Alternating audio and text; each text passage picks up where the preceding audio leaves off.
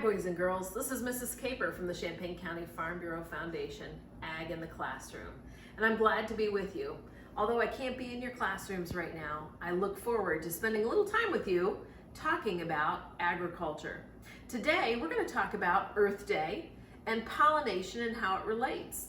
Earth Day takes place on the 22nd of April, not too long from now. And during Earth Day, we celebrate all types of things about our Earth. The way things grow and how things live, and how we are as human beings supplied with the food and the clothing and the shelter that we get most of it from our Earth. So we're going to talk today about pollination. That has everything to do with our food supply. Pollination occurs when pollen is moved within flowers or carried from flower to flower by pollinating animals or insects.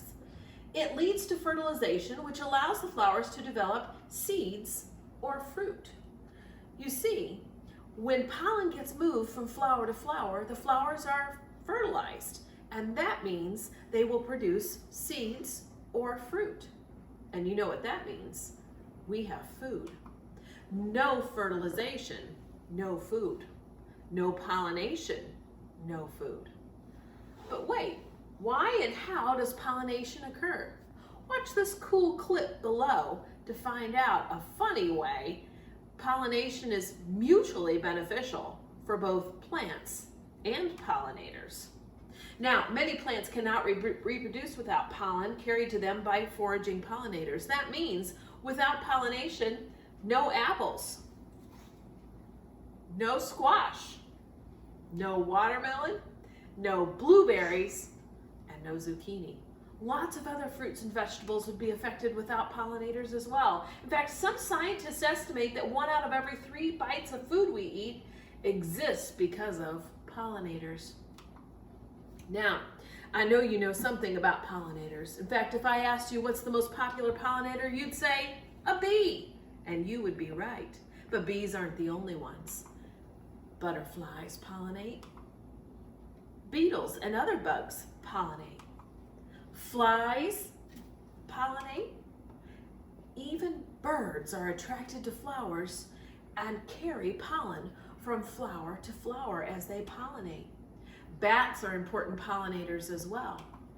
And pollinators can come in other shapes and sizes too. I bet you'd be surprised to know that sometimes furry mammals that run through the wildflowers can pollinate flowers because the pollen gets on their fur.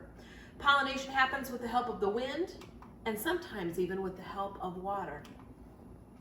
The problem is, boys and girls, sometimes we destroy pollinator habitats by building houses, mowing down weeds that we think are weeds, but really hold a lot of pollen for some of those pollinators to gather and to move from flower to flower. So how can we help restore or take care of the pollinator gardens that we have?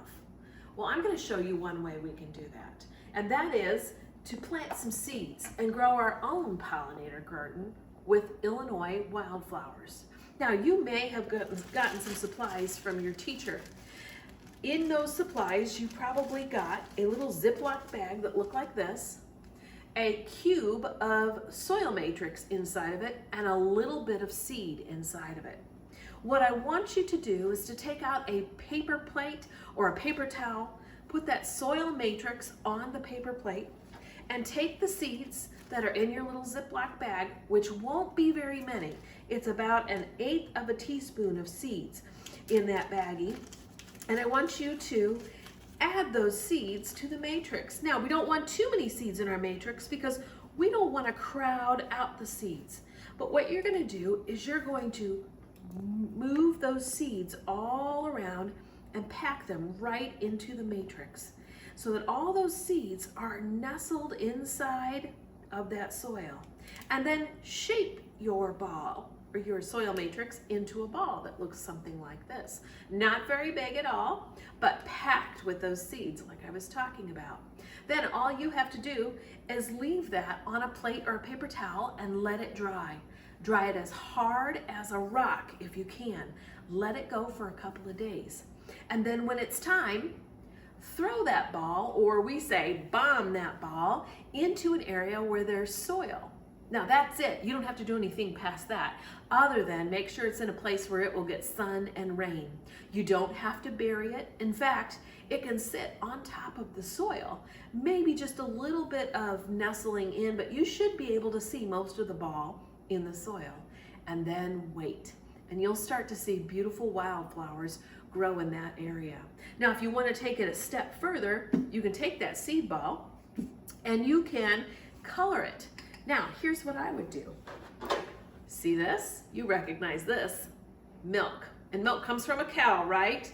And then I also have cornstarch. And cornstarch is a product of corn. And then I have some food coloring right here.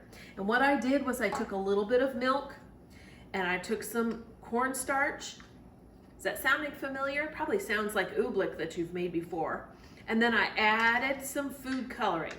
And what I did was I made a nice little dip that I can put my seed ball in, and I can coat it, and I can have a colored seed ball. And I'll let that dry, and I might even dip that in 2 or 3 times to give it a nice thick coat. And it's biodegradable. That means corn and milk are natural. And so if those are coating my seed ball and going into the soil, they'll naturally dissolve, and it will be okay for the flowers that are growing. Boys and girls, that is making a seed ball, and that is one way that you can save pollinators. So boys and girls, find that activity on the Earth Day bingo chart. Check that one off. You just made a seed ball. And if you have some time, take a look at our Soil Ag Mag. You should get one from your teachers, or you can find an electronic copy on Illinois Ag in the Classroom. Till later, have a great Earth Day. Bye-bye.